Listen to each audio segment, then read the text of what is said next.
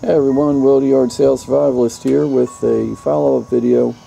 If you remember, I guess it was a little less than a couple weeks ago, I showed these three items, and I sent off pictures of them and descriptions to WorthPoint. They have a service called Ask an Expert, and for a $30 fee they will evaluate the item that you send in and give you their opinion of what it's worth.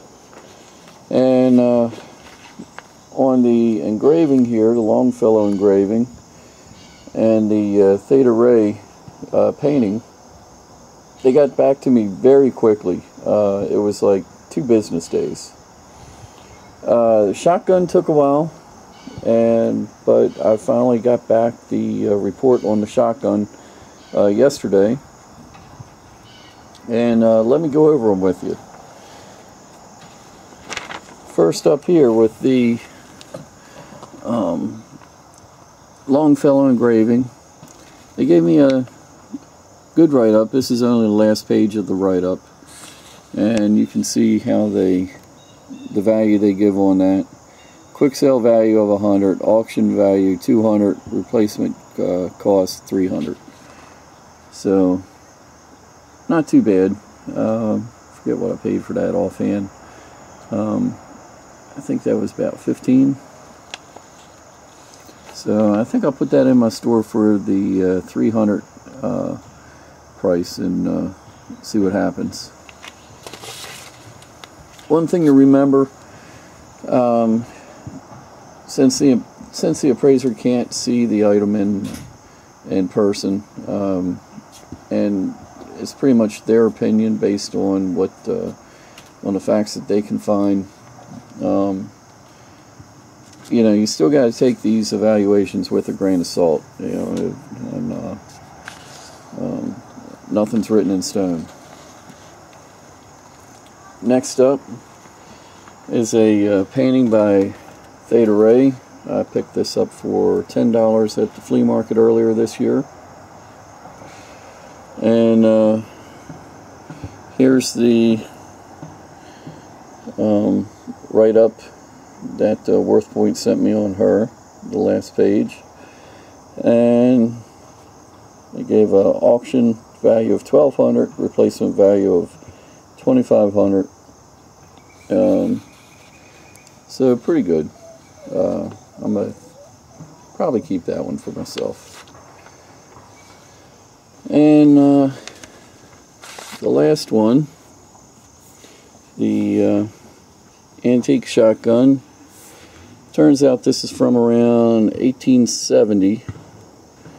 Got some nice engraving on it. Little side lever opens it up. Made by J.B. Witt.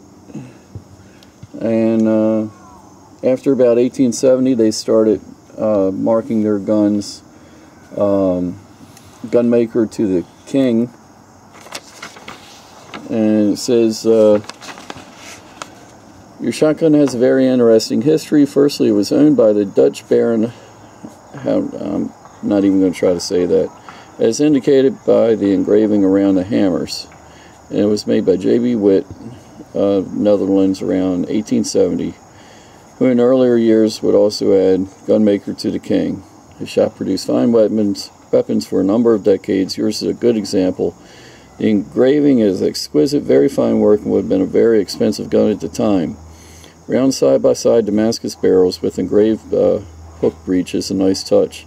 This gun has percussion back action locks, which dates it to a period of 1870 to 1880. So how to get to the U.S.?